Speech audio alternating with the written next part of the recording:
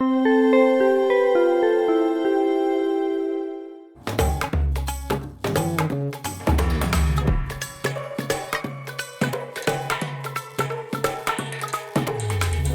want to say publicly Quiero decir that I públicamente love my que wife. amo a mi esposa. I don't know why No you're sé por qué se laughing, ríen, but you pero talk a lot. tú te pudiste contener. Cada vez que le dices que sí a Dios, y así es como debería ser siempre, necesitamos entender lo que eso implica.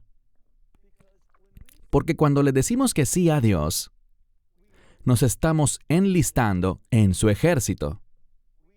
Estamos entrando en una batalla espiritual. Hay un enemigo real y el riesgo es alto. Él está determinado. Hay factores demoníacos obrando contra nosotros. Y hay una multitud de enemigos que se oponen a quienes le hemos dicho que sí a Dios. Y cuando miramos el libro de Nehemías, una de las cosas que se enfatiza una y otra vez es esta oposición. Y vemos que todo lo que Nehemías quiere hacer, lo que se ha estado enfatizando una y otra vez, es una cosa. Él quiere edificar los muros de Jerusalén.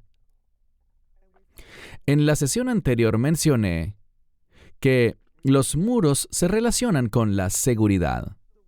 El mundo no quiere seguridad para Israel. Quieren que Israel sea muy vulnerable. No quieren que Israel tome posesión de los propósitos y del plan de Dios, porque el enemigo sabe cuáles son las implicaciones de que Israel sea fiel y obediente. Cuando Israel vuelva a estar bien con Dios, y un día lo estará, ¿todo Israel? No. Pero ese remanente. A ese remanente en los últimos días, después de que se cumpla lo que dice la Escritura en Romanos capítulo 11, hasta que haya entrado la plenitud de los gentiles, y alabado sea Dios por eso.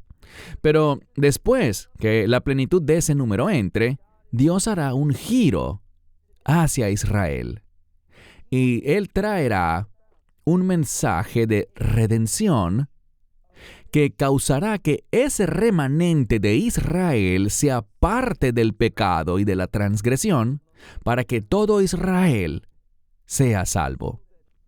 Ahora, cuando digo todo Israel, atención, mucha gente no sabe lo que significa eso. Tenemos que leer Romanos capítulo 11 para ver qué quiso decir Dios con ese término, todo Israel. En realidad ya lo hemos dicho.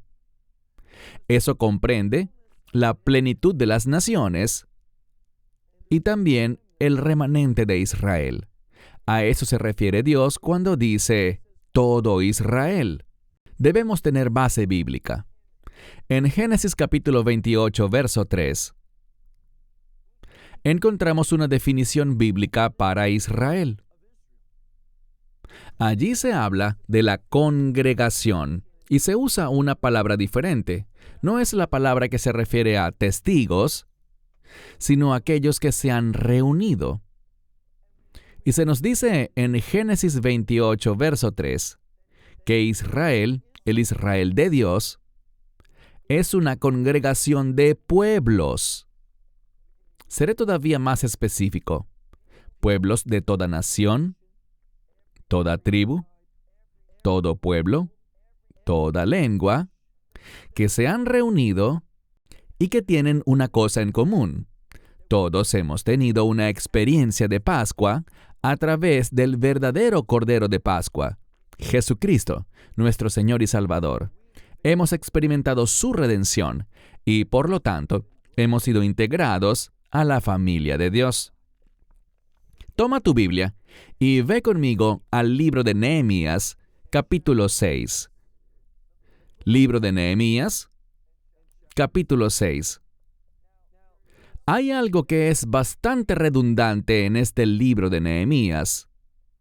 La manera como el enemigo continúa una y otra vez levantando su cabeza en oposición.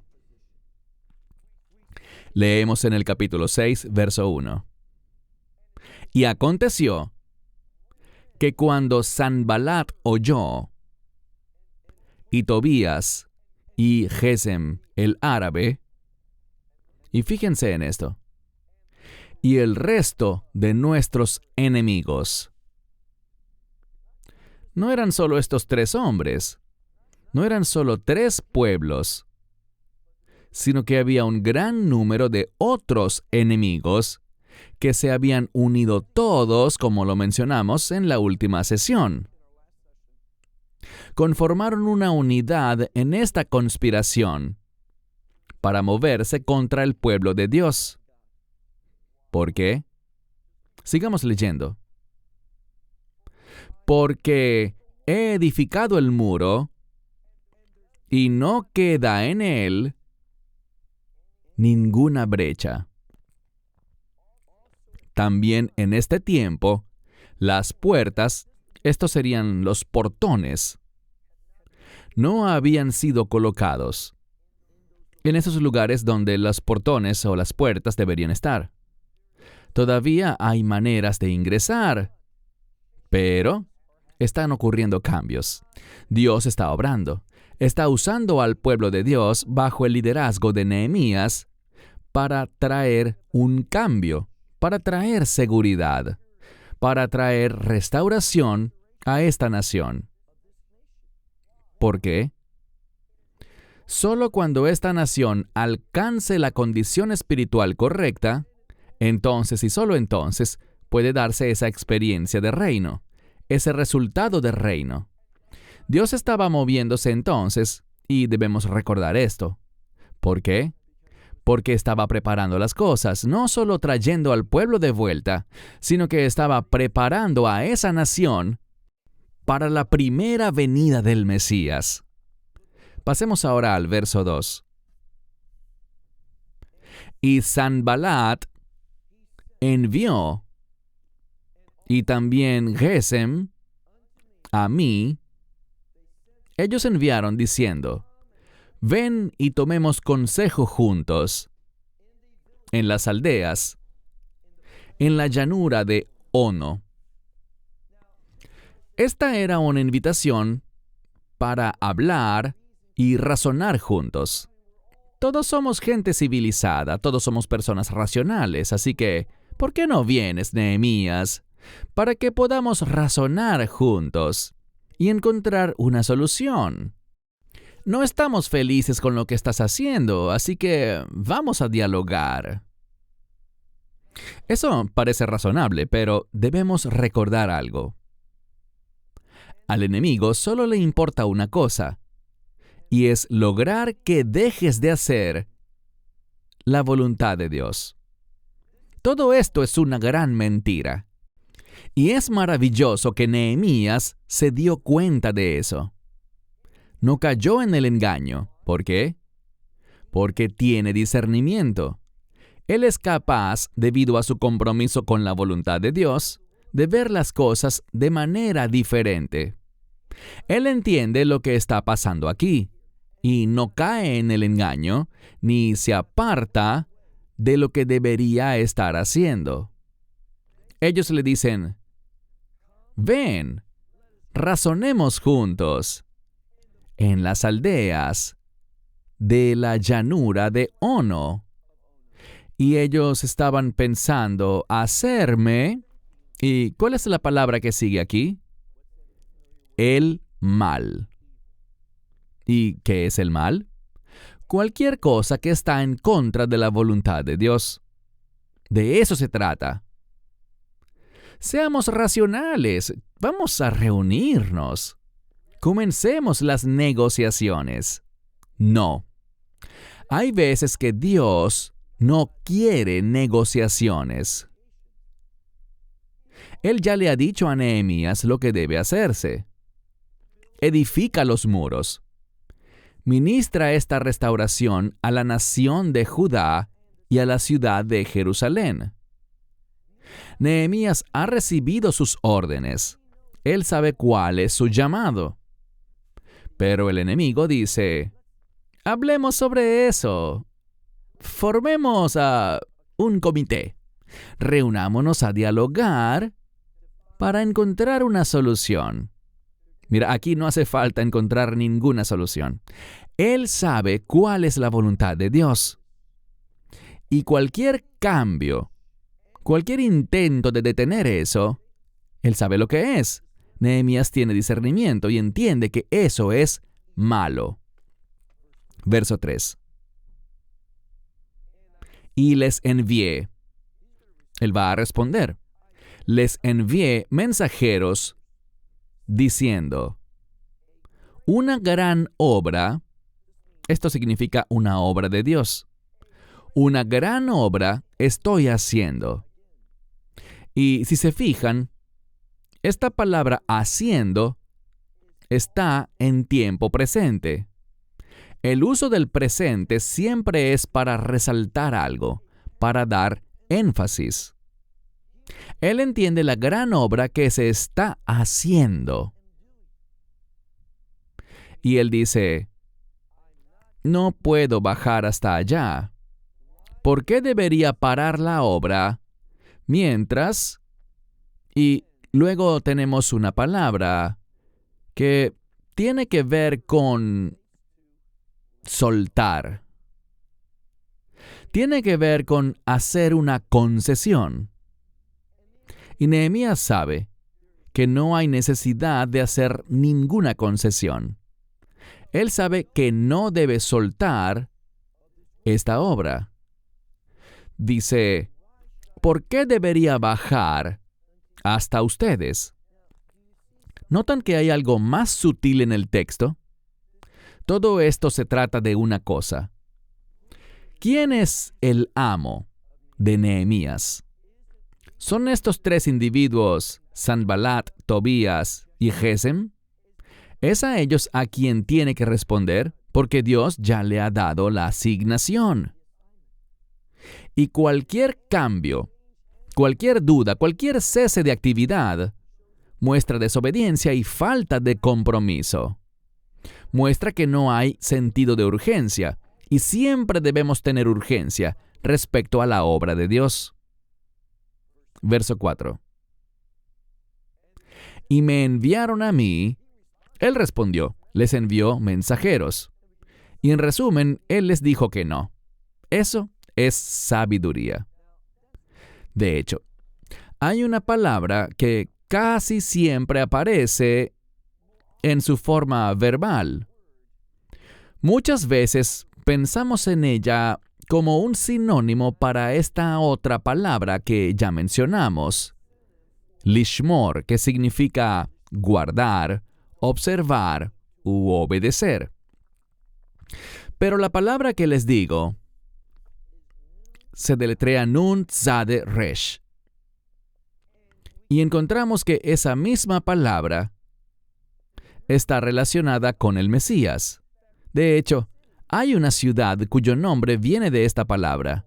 Todos han oído de ella. Se llama Nazaret. Y Nazaret significa obedecer a Dios, guardar su palabra, cumplir sus mandamientos. Pero hay algo sutil en esa palabra. En esa palabra se encuentra el concepto de decir no. Piensa en tu vida.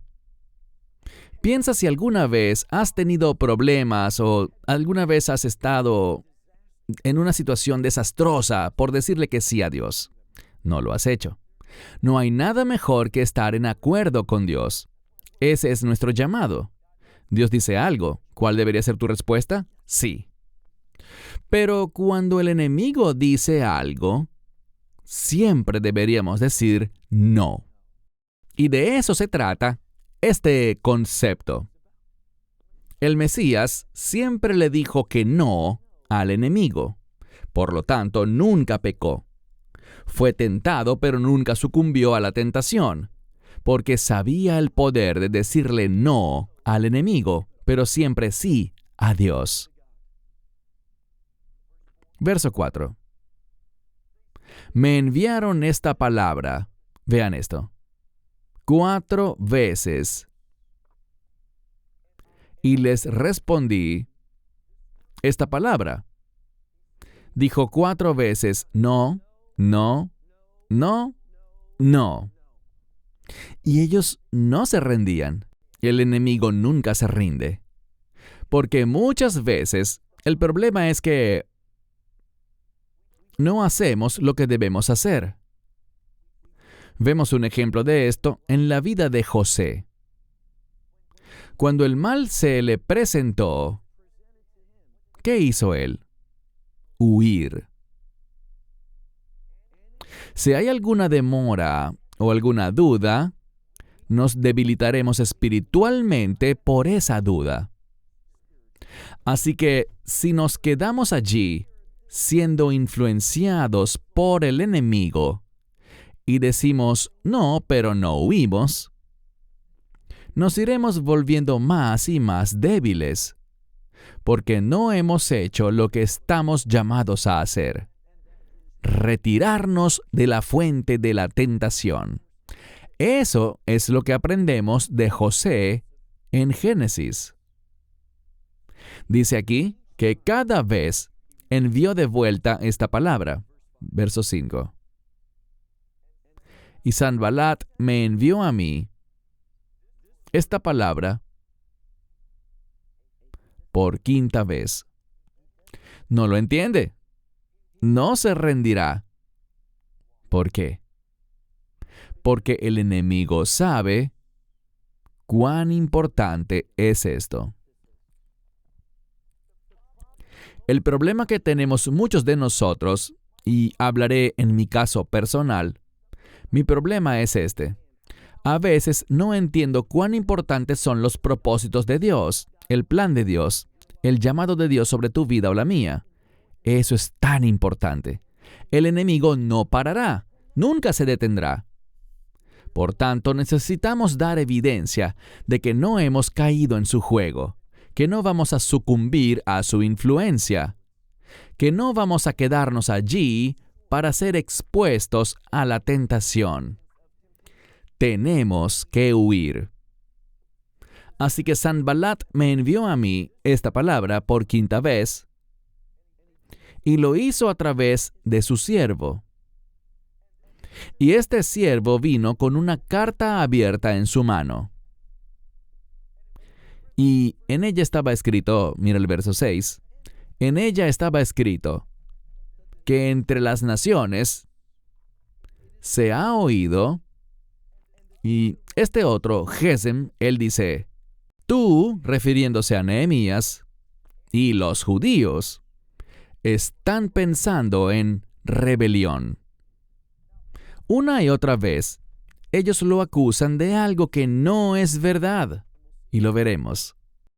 ¿Él se está rebelando? No, él está obedeciendo. Pero cuando obedecemos a Dios, el mundo tendrá esa perspectiva, nos verá como rebeldes. Puedo asegurarte algo, y el Nuevo Testamento lo confirma. En los últimos días, si estamos comprometidos con la verdad de Dios, ¿sabes dónde vas a terminar? En prisión. Vas a descubrir lo que muchos otros cristianos saben: que ser fiel a nuestro Señor y Salvador conllevará una sentencia de prisión. En Ámsterdam tenemos un amigo, y él tenía un ministerio en Corea del Norte. Pero eso se detuvo, porque iba para allá y visitaba a las familias de esos cristianos que estaban en prisión. Y oía a los padres y a los hijos que recibían información sobre su madre o su padre y sobre la tortura que estaban padeciendo bajo ese gobierno. Hasta el punto en el que dijo, finalmente no pude soportarlo más. El sufrimiento que otros creyentes están pasando es tremendo. ¿Por qué? por creer las mismas cosas que tú crees. Están comprometidos con la misma verdad y quieren servir al mismo Dios de Israel. Y están pasando por una gran tribulación. Esto no se limitará únicamente a ellos. Los tiempos están cambiando. Hubo un cambio en Siria y querían presentarse como un gobierno moderado. Eso no les duró mucho tiempo, ¿verdad? Y vemos que están masacrando cristianos en ese país. ¿Dónde están las Naciones Unidas? ¿Dónde está la Unión Europea? ¿Dónde están estos líderes del mundo? En silencio. Ten algo por seguro. Cuando esa misma persecución llegue aquí a esta nación, será igual. Silencio. El único que se preocupa por ti, que tiene el poder para librarte, es nuestro Salvador. Y puede que te libre, o puede que tengas el privilegio de ser un mártir. Pero lo que estamos aprendiendo ahora es que el enemigo no hace concesiones. El enemigo no se rinde. El enemigo entendía el alto riesgo a nivel espiritual de lo que estaba pasando en ese tiempo. Verso 6. Estaba escrito en esta carta que entre las naciones se ha oído, y Gesem ha dicho, tú y los judíos están pensando en rebelión. Por tanto, esa es la razón por la que edificarás el muro. Y tú, al presente, es la palabra Jové, al presente, en este tiempo. El judío Nehemías, del que está hablando, se ha convertido en rey. Ahora bien, Nehemías no es el rey. Nehemías entiende que viene un rey, pero está siendo acusado por estos líderes falsos. Verso 7. Y también profetas has puesto para proclamar acerca de ti en Jerusalén diciendo, Rey en Judá. ¿Es eso lo que pasó? No. El enemigo no está vinculado con la verdad. ¿Ellos son hijos de quién? Son hijos del padre de la mentira. No esperen nada relacionado con la verdad, la justicia o la equidad. Quiero hacer una breve pausa, porque lo que estamos viendo hoy en el mundo, en cuanto al conflicto en Gaza, creo que es muy semejante a esto. El mundo no está interesado en la verdad. Este año 2025, cuando estuvimos en Bogotá y me puse a conversar con una mujer, ella me dijo, ¿no te pesa? ¿No te duele el corazón los 50,000 niños y mujeres y ciudadanos que han sido asesinados por Israel? Y yo le dije, ¿de dónde sacas ese número? Dijo, está en todas las noticias. Es verdad. ¿Y quién les dio ese número a los noticieros? Hamás. Y Hamás no se caracteriza por ser precisamente muy veraz. Ni tampoco la autoridad palestina. Les daré 2 casos de ejemplo. Por ahí cerca del año 2004, hubo un evento que fue reportado en todos los periódicos del mundo y fue conocido como la masacre de Jenin. Y los medios dijeron que el ejército israelí mató a 3,000 palestinos. Al final, cuando el asunto fue investigado por terceros, encontraron que no había 3,000 personas muertas. ¿Sabes cuántos palestinos murieron?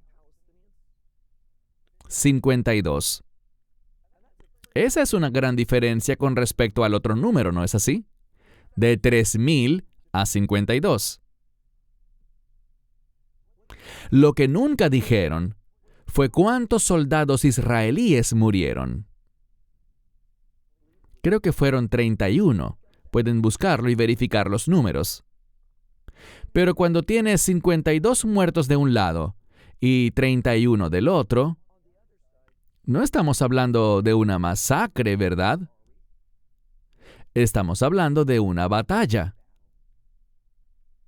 Y yo diría que la FDI, la Fuerza de Defensa Israelí, actuó de manera insensata. Y lo digo por lo siguiente, porque esos 31 soldados muertos, ¿sabes cómo murieron? Entraban a las casas para arrestar a los terroristas. Eran edificios donde les habían tendido una trampa, y cuando entraban, ¡pum!, explotaban. Yo habría hecho las cosas muy diferente. Está bien darles una oportunidad a los terroristas para rendirse, pero si no lo hacen, no envíen soldados para que entren. Destruyan el edificio. Esto para mí son reglas básicas de guerra. Otra cosa son las mentiras. Todos oímos la noticia de que Israel lanzó una bomba en un hospital en Gaza y mató, según los primeros reportes, a 500 pacientes. Cuando fue investigado, e incluso Al Jazeera contó la verdad de esto, Israel no lanzó ninguna bomba. Todos ustedes lo saben. La causa fue un cohete que fue lanzado por la Yihad Islámica fuera de Gaza, rumbo a Israel, pero no tuvo éxito. Y nunca, en ningún momento, llegó a destruir el hospital. Nunca cayó sobre el hospital, sino en un estacionamiento cercano al hospital. Y creo que entre unas 20 a 25 personas resultaron muertas. No fueron 500, como decían los reportes falsos. Ahora les comparto esto porque no deben esperar que el enemigo les cuente la verdad. Ellos no dirán la verdad, no están atados a ella. Son similares a Poncio Pilato. Para ellos, ¿qué es la verdad? No es digna de reverencia. No es respetada, no es aceptada. Solo te dirán mentiras, y esto es lo que estamos viendo. Nehemías nunca dijo que él era o quería ser un rey. Verso 7. También profetas has puesto para proclamar acerca de ti en Jerusalén, diciendo, hay rey en Judá. Y ahora, sean oídas, concerniente a este rey, todas estas palabras. Ahora ven y tomemos consejo juntos. No hay cambios. Es la misma receta. Hablemos de esto razonablemente. Entremos en negociaciones. Yo no tengo decisión alguna en esto, pero yo le diría a Israel que no hay base para hacer negociaciones. La administración anterior, las Naciones Unidas, han dicho desde el principio, cese al fuego ahora. Esa no es la voluntad de Dios. Seamos muy claros. Un cese al fuego no glorifica ni agrada a Dios, porque no he visto ningún texto en las Escrituras donde veamos que el Dios de la Escritura es el Dios del cese al fuego. Cuando miro las Escrituras, Él es el Dios de la justicia. Nuestro Dios le pide cuentas a los culpables. Ese es el Dios de la Biblia. Claro que hay misericordia, hay gracia, Él puede conceder perdón. Pero Dios siempre demanda justicia. Un cese al fuego es prematuro. No hay bases para eso. Debemos ser más sabios. Debemos usar los estándares de Dios para formar nuestra opinión y no ser influenciados por la propaganda satánica que oímos en los medios. Verso 8. Otra convocatoria. Vamos juntos a las aldeas en la llanura de Ono para tomar consejo juntos y resolver este problema. Verso 8. Le envié a él diciendo: no es como las palabras que tú estás diciendo, sino que de tu corazón Nehemías lo entiende. Él entiende que estos hombres, Sanballat, Tobías y Gesem, y quien quiera que sea, tienen un problema en su corazón. ¿Y por qué se habla de un problema en el corazón? ¿Qué haces con tu corazón según la Biblia? Como el hombre piensa en su corazón, así es. Ellos no están pensando correctamente. Dice, sino que de tu corazón, tú estás, y aquí tenemos la palabra bodam. ¿Qué es eso? Es una palabra hebrea antigua que significa inventar algo, conjurar algo. No tiene nada que ver con la verdad. No se basa en la realidad. Es inventar algo que es una falsedad. Eso es lo que estos hombres están haciendo. Verso 9. Porque todos ellos, hay unidad, hay un propósito común en el enemigo. Porque todos ellos, ¿qué están tratando de hacer? Asustarnos, diciendo, quiten sus manos de la obra y no hagan. ¿Cuál fue la respuesta del pueblo? ¿Cuál fue la solución de Nehemías para esto? Dice aquí, ahora. En hebreo, existen dos palabras para decir ahora. Una es la que se usa en el hebreo moderno, que es achshav. Esa no aparece en la Biblia, sino que se usa una palabra diferente, atá. ¿Cuál es la diferencia? Achshav significa ahora, pero desde una perspectiva mundana. Atá significa ahora desde el punto de vista de Dios, y siempre que la veamos en la Biblia, transmite algo con implicaciones urgentes. ¿Y qué dice Nehemías? Y ahora, que sus manos sean fuertes. Es la misma palabra que se relaciona con autoridad. Operen poderosamente bajo la autoridad de Dios. Si vives lo suficiente, y espero que así sea, si vives lo suficiente, verás que este mundo se vuelve más y más desafiante ante la autoridad de Dios. Este mundo va a odiar a aquellos que se someten a la autoridad celestial, que está en contra de todo lo que este mundo representa. Está en contra del carácter de este mundo y del príncipe de este mundo. Así que debes entender lo que está pasando.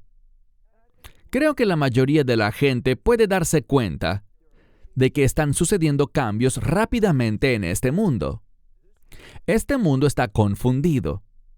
Estamos confundidos sobre el género, estamos confundidos en todo. ¿Por qué? Porque nos estamos retirando de la verdad de Dios. Cuando no estás comprometido con la verdad de las Escrituras, serás fácilmente engañado por el enemigo.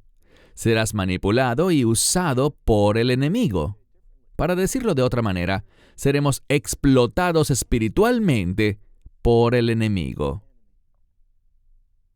Dice, todos ellos están tratando de infundirnos miedo, diciendo, quiten sus manos de la obra, no la hagan. Pero Dios dice, ahora, con urgencia, que sus manos sean fuertes. Verso 10. y vine a la casa de Semaías. Este es un buen nombre. Significa que él es un oyente del Señor. Eso es bueno, pero ¿lo es realmente? Su nombre dice que lo es. Pero veamos si él como persona cumple con su nombre. Vine a la casa de Semaías, el hijo de Delaía, el hijo de Mehetabel. Y él es... ¿Qué dice en sus Biblias? Está encerrado. No sé de dónde sacan esa interpretación. La palabra es Atzur. Viene de la palabra hebrea, la Atzor, que significa parar o detener. Si quisiéramos traducirlo de la manera más literal posible, diríamos que él es un parador. Eso es lo que quiere hacer. ¿Y qué quiere parar o detener? La obra de Dios. Él no es alguien que conoce la verdad. Ciertamente no está de acuerdo con la verdad de Dios. Quiere parar, quiere detener la obra que le fue encargada a Nehemías. ¿Y a qué se debe esto? Él es judío, Semaías. ¿Qué causaría que un judío quisiera detener la obra? Bueno, no tenemos que adivinar, la Escritura nos lo va a decir. Sigamos leyendo. Y él está hablando y dice, vamos a reunirnos. ¿Dónde? En la casa de Dios, en el templo. ¿Dónde específicamente? Entremos en... ¿Qué palabra es esa? El santuario. Él tratará de hacer que Nehemías piense las cosas en estado de desesperación. Recuerden lo que dice la Escritura. Todos estos tipos, los enemigos, quieren hacer una cosa: infundirnos miedo. ¿Se han dado cuenta de que esa es la herramienta número 1 del enemigo? El miedo. Dicho de otra manera, el enemigo quiere que nos preocupemos. Y el problema es este. Lo que nos preocupa no es serle fiel a Dios, cumplir sus propósitos, sino que lo que nos preocupa es nosotros mismos. Eso no es obediencia bíblica. ¿Qué les dice el Mesías a sus siervos? Toma tu cruz y sígueme. Cuando le decimos que sí a Dios, tal como nuestro Mesías, estamos yendo hacia la cruz. ¿Y fue un problema para el Mesías morir en esa cruz? No. Nos volvemos más que vencedores en Él. La muerte no es un problema. ¿Por qué? Por la resurrección. Y la resurrección es una palabra de reino. La resurrección es tu transición. Sin la resurrección no hay esperanza. Sin la resurrección nunca entrarás al reino de Dios. Pero a través del Mesías, y solo a través del Mesías, puedes experimentar la resurrección. Porque el Mesías dice, yo soy la resurrección y la vida. No se engañen, no estamos viviendo una vida ahora. Este es un mundo de oscuridad. Este es un mundo de falsedad. Todo lo que estamos experimentando no es lo que Dios había diseñado desde el principio. ¿Qué cambió? El pecado. Cuando volvemos a Génesis capítulo 2, recuerden que Dios siempre nos da a elegir. No entiendo cómo alguien puede enseñar y creer que el libre albedrío no existe, que todo ya ha sido predeterminado. Eso es falso. Dios es un Dios de elección, y Él puso a la humanidad a esa primera pareja, Java y Adán y Eva, en un jardín. Y ese jardín había sido preparado por Dios para ellos. Ahora, a todos nos gusta comer. No les voy a decir qué comí en el almuerzo. Estaba bueno. A todos nos gusta comer. Y Dios dijo, puedes comer de todos los árboles del jardín. Y Él menciona 2 árboles específicos. El árbol de la vida y el árbol del conocimiento del bien y del mal.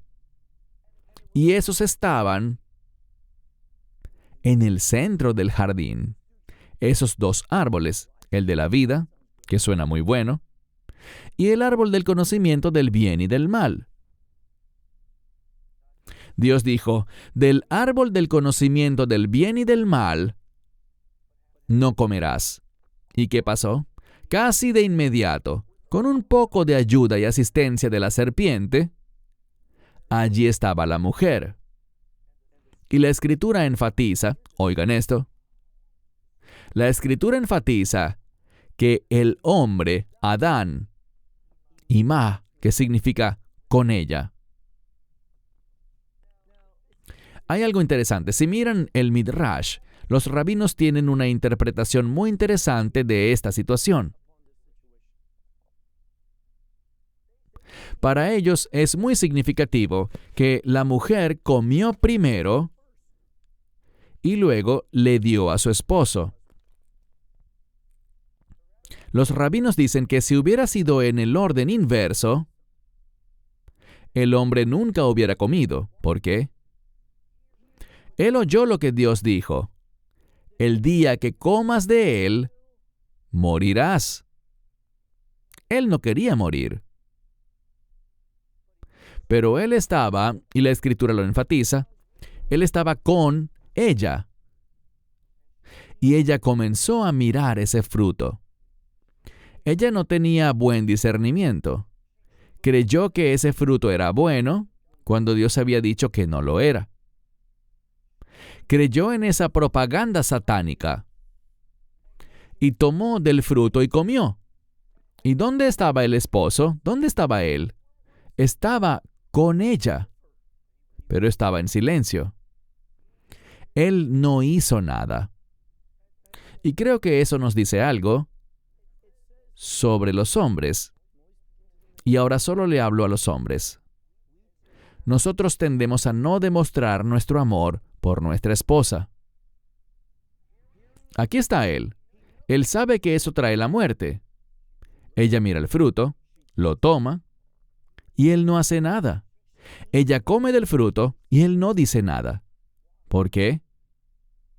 Él no ejerció el liderazgo que Dios le había entregado.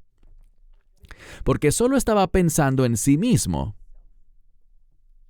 Y por lo tanto, también comió y ocurrió el desastre. Ahora bien, hay algo que no entiendo. En esa posición prominente estaba el árbol de la vida. Dios solo dijo, no comerás del árbol del conocimiento del bien y del mal. No prohibió comer del árbol de la vida, pero no estaban interesados en ese. ¿Por qué? Él es la resurrección y la vida. ¿De qué vida estamos hablando? De la vida que viene por una resurrección de reino.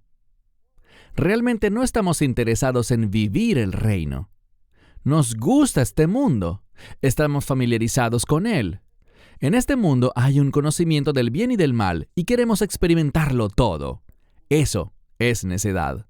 ¿Por qué no elegimos la vida? Una vida de reino, pero no eligieron eso. Volvamos al texto. En el verso 10 dice, y vine a la casa de Semaías, el hijo de Delaía, el hijo de Mehetabel, y él era un parador. Y él dice, reunámonos en la casa de Dios, en medio del santuario, que es el lugar santísimo. Y sabemos algo, Ese es un lugar prohibido. Pero noten lo que dice. Y cerraremos las puertas del santuario. ¿Por qué? Está diciendo, tú tienes que oírme. Tienes que venir conmigo e iremos a ese lugar prohibido. ¿Es un lugar de qué? De muerte. ¿Por qué lo digo? Bueno, hace rato estábamos conversando sobre los dos hijos de Aarón, Nadab y Abiú, que fueron a ese mismo lugar para adorar a Dios. Pero querían adorar a Dios donde ellos querían, cuando ellos querían y con lo que ellos querían traerle. ¿Qué hizo Dios? Los mató. Y de nuevo, si miramos a algunos de los comentaristas, este hombre Semaías, ¿qué quería hacer él? Yo abriré las puertas y te seguiré. ¿Ibas a seguirlo realmente? Él quería que Nehemías entrara al lugar santísimo para que Dios lo matara. Pero leamos lo que dice aquí, al final del verso 10. ¿Quieren matarte cuándo? Esta noche. La palabra noche es revelación. Nos dice que esa noche vendrán a matarlo.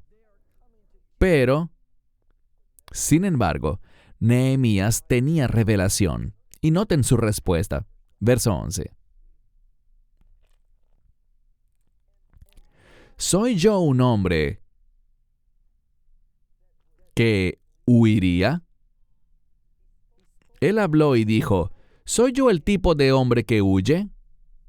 ¿Alguien como yo entraría al santuario?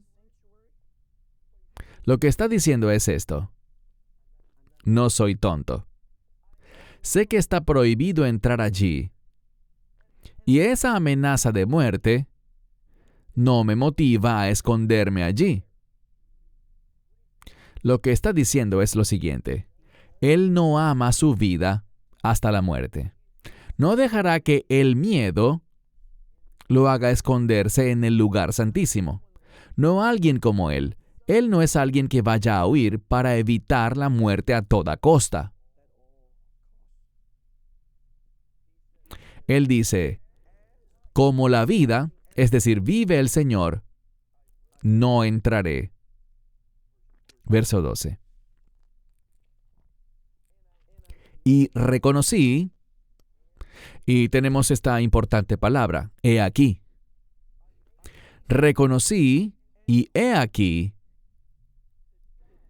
Dios no lo envió, sino que esta profecía que me habló a mí, con Tobías y Sanbalat, fueron ellos los que hicieron ¿qué? Lo contrataron. Este hombre mintió. ¿Todo por qué? Por un poco de dinero. ¿Por qué? Porque el dinero pertenece a este mundo. Te prometo algo. Cuando entres al reino de Dios, verás que no hay bancos en el cielo. No hay bancos en la Nueva Jerusalén, ninguno. No hay dinero. Recuerden lo que dice Isaías en Isaías capítulo 55. Vengan y reciban sin precio, sin comprar. Con Dios todo es ¿qué? Gratuito. Él no necesita dinero. Lo que Él busca es gente comprometida, gente dispuesta a dar su vida por sus propósitos. Desafortunadamente, eso es muy difícil de encontrar. Verso 13. Para esto, fue contratado Él para traer el miedo a mí, para que yo haga esto. ¿Hacer qué? Pecar. Todo esto era para hacer pecar a Nehemías por causa del miedo. ¿Entienden lo que esto está implicando aquí? Cuando hay pecado, ¿qué deberíamos esperar? La muerte. Todo esto se trataba de una cosa: deshacerse de Nehemías. Y Nehemías está diciendo: un hombre como yo, bajo la autoridad de Dios, ¿piensas que vas a engañarme y que vas a asustarme para que haga lo que está prohibido delante de Dios? Dice, todo esto vino de ellos, procurando ¿qué? Lo malo. Esa es la palabra que vemos una y otra vez en el libro de Nehemías. Todo lo que estos enemigos de Dios hacen es porque están comprometidos con lo malo. ¿Qué es lo malo? Tu voluntad y la mía. Siempre, cada vez que estamos comprometidos con lo que nosotros queremos, seremos manipulados, engañados y fallaremos en los propósitos de Dios. Solo debemos estar comprometidos con su voluntad. Y dice aquí, y con eso, ¿cuál es su objetivo? Que yo haga lo malo. Y con eso, traerán desgracia sobre mí. Ese es el acusador. Él quiere llevarnos a pecar, así como ellos quisieron hacer, para que puedan señalarnos y acusarnos de nuestro fracaso. Ese es el enemigo. Este es su plan. Siempre. Nunca cambia. Nunca lo altera. Nunca se rinde. Verso 14. Pero él recuerda algo. Mencionamos que la palabra recordar siempre está conectada ¿con qué? Con el pacto. Él no olvida el pacto. ¿Qué es el pacto? ¿Es un contenedor de qué? De bendiciones y promesas. Eso es lo que él está persiguiendo. Él no busca las recompensas de este mundo, que son temporales. Está buscando las bendiciones y las promesas de Dios. Los comentarios rabínicos dicen que esta es la mentalidad patriarcal, porque los patriarcas tenían fe y ejercían su fe por una razón, porque estaban persiguiendo las promesas de Dios. Estaban interesados en esa promesa de pacto, para que a través de este pueblo todas las familias de la tierra pudieran ser bendecidas. Dice aquí, acuérdate, Dios mío, de Tobías, Sanbalat, cómo sus obras son, y también de una tal Noadías, esta falsa profetisa, y del resto de los profetas, que todos estaban tratando de hacer ¿qué? Infundirme miedo, hacerme sentir temor. Sobre esto, debes recordar algo. Cada vez que temes por ti mismo, tienes un problema espiritual. Puedes decir que eso es muy natural y lo es, pero es muy problemático. Debemos crecer. Dios, en tus manos, de hecho, cada Motzei Shabbat, cuando nos reunimos en Israel, oramos y también cantamos una canción llamada Adon Olam. Y al finalizar, reconocemos que hay un solo Dios y que no tiene igual. Y oramos, en tus manos, oh Dios, encomiendo mi espíritu. Eso es sabiduría. Ahí estamos diciendo, Dios, confío en ti. Estoy comprometido con tus planes, tus propósitos, y Nehemías lo estaba también. A pesar de todos estos intentos de infundir miedo sobre Nehemías, no tuvieron éxito. Aprendan esta verdad bíblica. Dios siempre gana. Si no gana una batalla, no importa.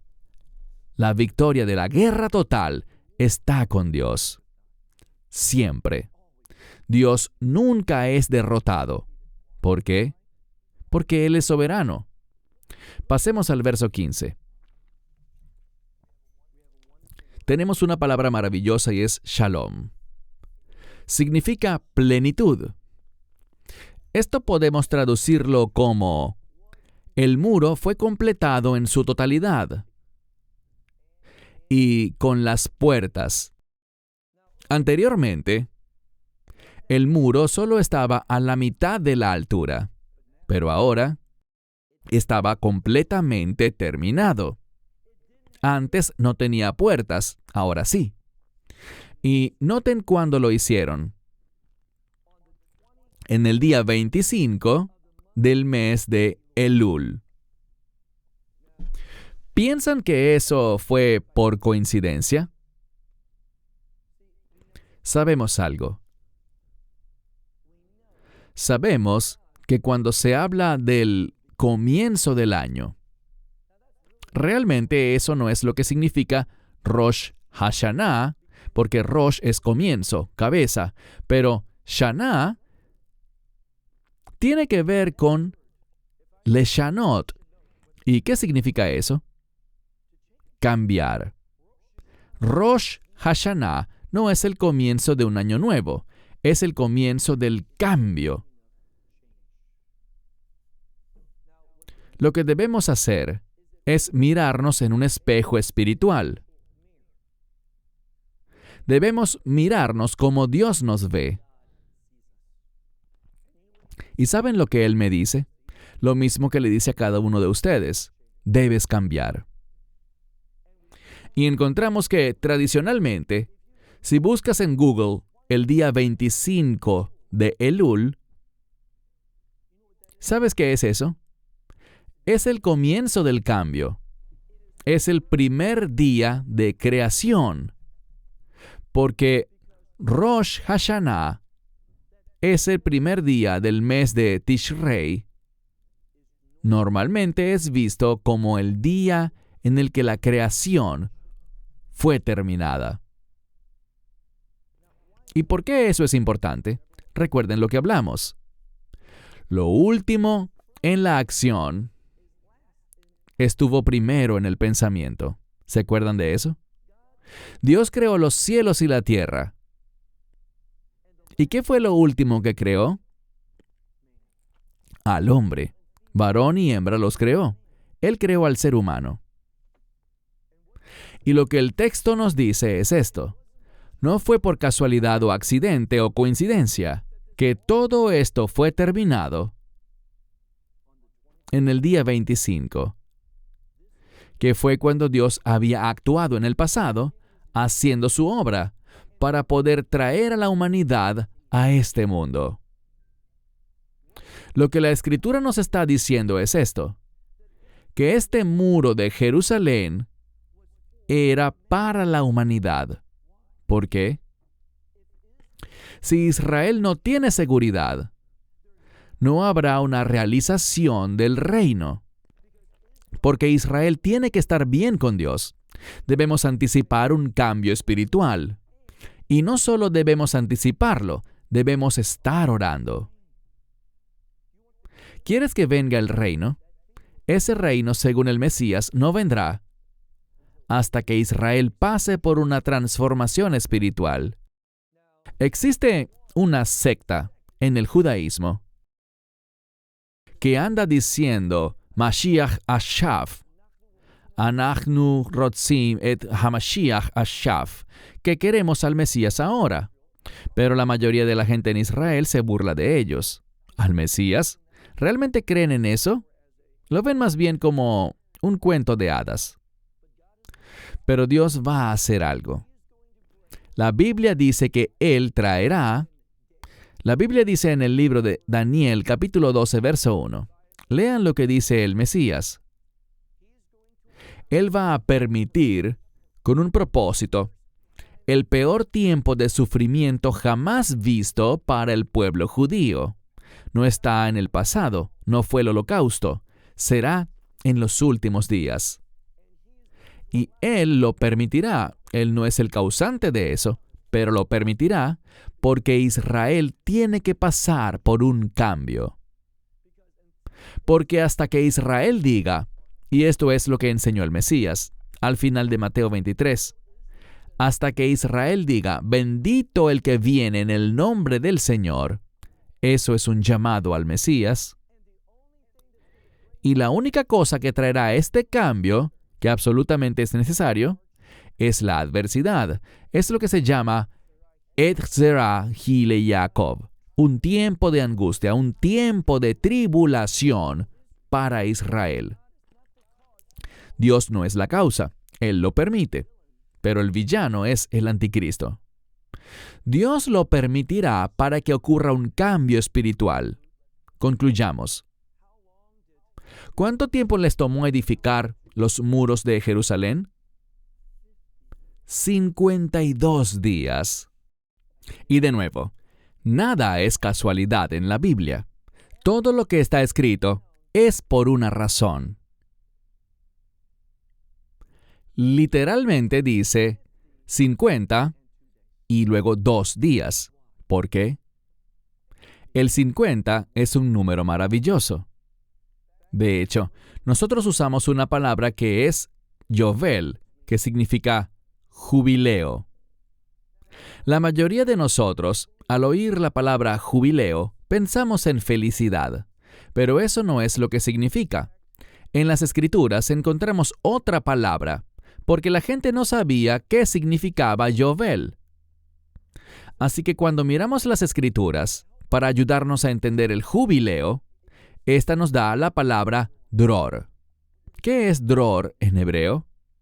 Es libertad, pero no es una libertad para hacer lo que tú quieras. No se usa la palabra hofesh, que en hebreo moderno es como estar de vacaciones. A todos nos gustan las vacaciones, ¿verdad? Porque cuando estoy en el trabajo, tengo que hacer lo que dice mi jefe. Pero de vacaciones, puedo hacer lo que yo quiera. Verán, hofesh no es dror. Dror es libertad para servir a Dios, para ser usado por Él para sus propósitos. Esa es la buena noticia. Ahora, el número 2. Casi siempre que veamos ese número en la Escritura, se refiere a 2 opiniones divergentes, 2 opiniones que están en conflicto. Y eso es lo que tenemos aquí. Dios quiere proveer libertad para ti, una libertad para servirle, para obedecerle, que seas libre para servir y cumplir sus propósitos. El 2 implica que siempre habrá 2 opiniones. Aquellos que dicen sí a Dios y aquellos que le dicen que no. El propósito del libro de Nehemías es que encontremos la fidelidad de Dios y ésta se nos presenta como una pregunta. ¿Tú crees esto? ¿Que Él es fiel y es capaz y es poderoso y que lo que Él quiere, eso será? Mi esperanza es que creas eso. Pero la vasta mayoría del mundo va a decir, no. ¡Qué tontería! Eso es ridículo.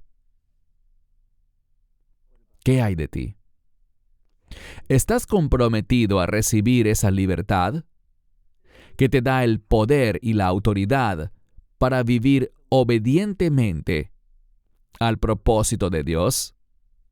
Con eso es con lo que Nehemías estaba desafiando al pueblo. Por eso tenemos aquí este libro, para animarte. Así como Nehemías cumplió la voluntad de Dios en 52 días, nadie habría pensado que en tan corto tiempo esta obra pudiese completarse. Estaban totalmente listos, enteros. El pueblo tenía shalom. Las puertas ya estaban allí. Ellos lo lograron y tuvieron seguridad. Todo porque Dios se movió para producir este cambio. Y te reitero que Dios quiere traer un cambio a tu vida. Padre, te exaltamos. Te damos gracias por querer que cambiemos y por darnos la capacidad de cambiar. Dios, si nos dejas de nuestra cuenta y seguimos nuestra perspectiva, nuestros deseos, estaremos tan lejos de ti. Por eso venimos ante ti ahora en humildad, con el deseo de obedecer, en un espíritu de sumisión, pidiéndote que nos ayudes, que nos acerques más a ti, que nos des sabiduría, palabras de conocimiento, revelación, para que sepamos cuál es tu propósito, cuál es el llamado que nos has dado, y que nos des lo que necesitamos para llevar esto a cabo, y así poder ser hallados fieles, y poder ser siervos que son bien agradables ante ti, y que seamos instrumentos que viven de manera justa y manifiestan tu gloria. Dios, tu voluntad es perfecta. Queremos tu shalom, el cumplimiento de todo lo que tú quieres.